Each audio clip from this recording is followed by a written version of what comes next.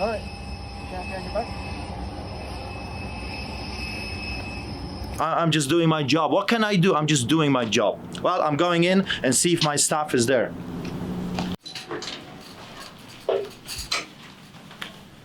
Good morning. I'm here to pick up my stuff. Warning, censorship. Kian K2 Simone here for Rebel News. I'm in Calgary, Alberta, where I'll be catching up with Artur Pawlowski, who was just released on bail a few days ago after his second SWAT-style arrest at the airport returning to the country. All right. Happy on your back?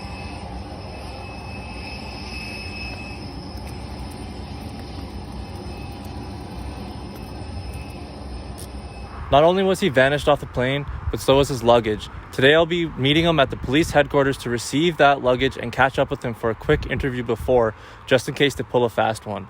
Before we get to that, I would like to ask you for your help to go to saveartur.com and help fund his legal fees against his battle against the Alberta government.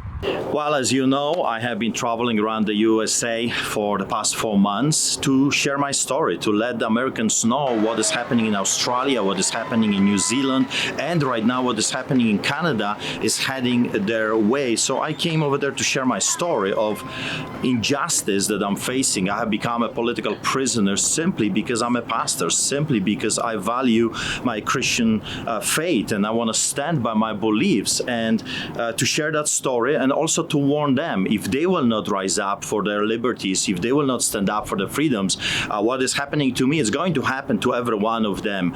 You see, America is still a power horse. If they will rise up and stand up, we can rescue the rest of the free world. So I was there for 4 months.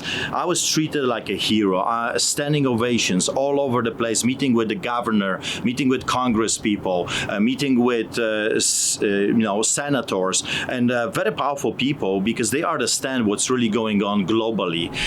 But upon my arrival here to my beloved Canada, to Calgary, I was arrested immediately after I arrived. I was not even allowed to give a hug to my children and to kiss my wife. That's how wicked those people are. Evil, evil, evil. Knowing that I have been away for so long, I arrived, my wife, my children are waiting for me. They were not allowed to come close, and I was not even given a courtesy to say hi to my children, to hug my 12-year-old daughter. I mean, that's how evil those people are. I was arrested by masked bandits right coming out of my airplane, and my belongings were taken away from me, my luggage, my clothes, my computer, my backpack, and I was myself taken to the police custody, where I was processed, fingerprints, solitary confinement, the whole 9 yards, and I had a bail hearing.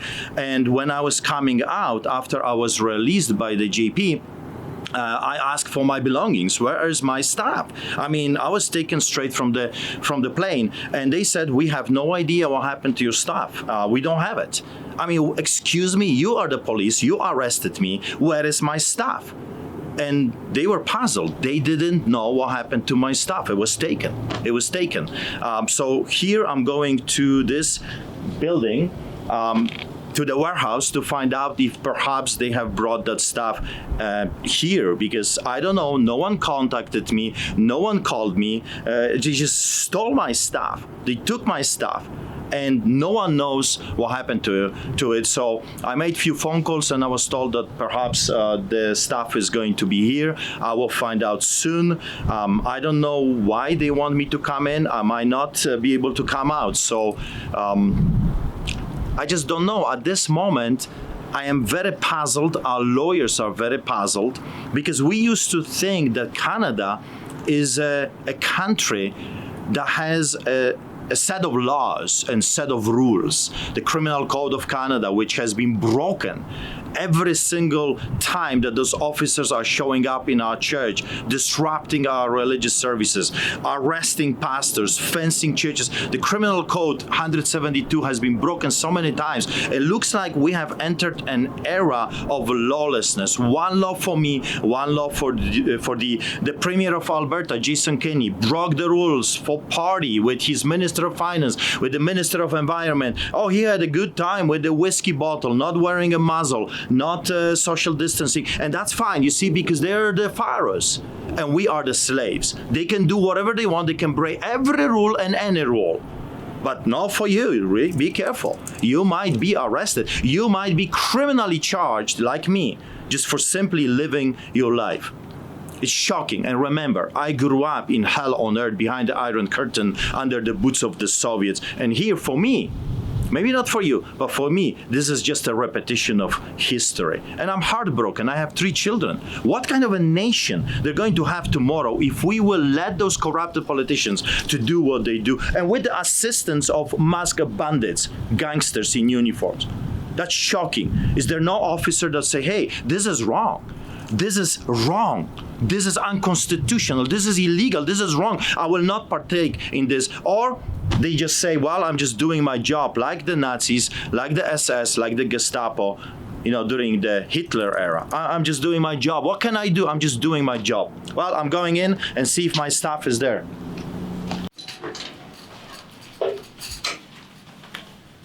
Good morning. I'm here to pick up my stuff.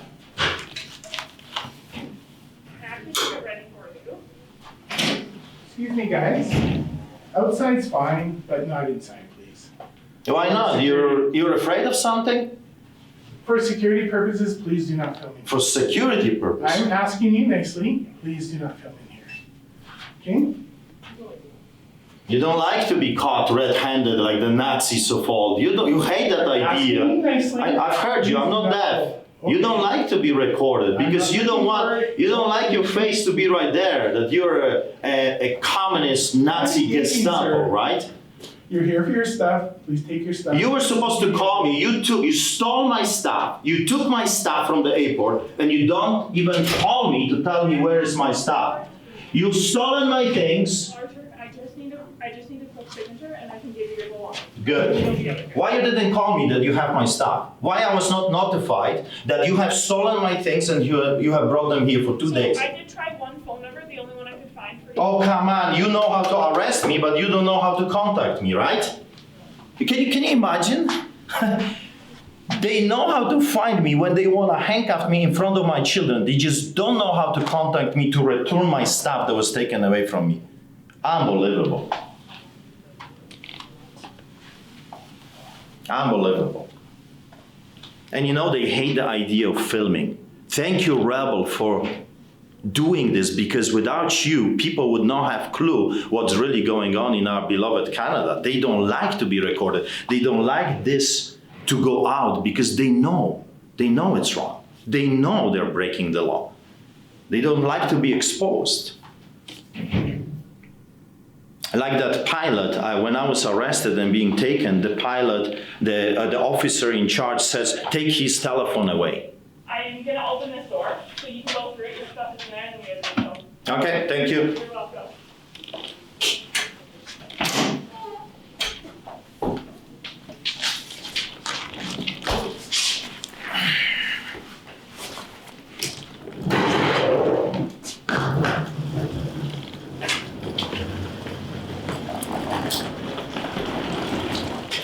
Thank you.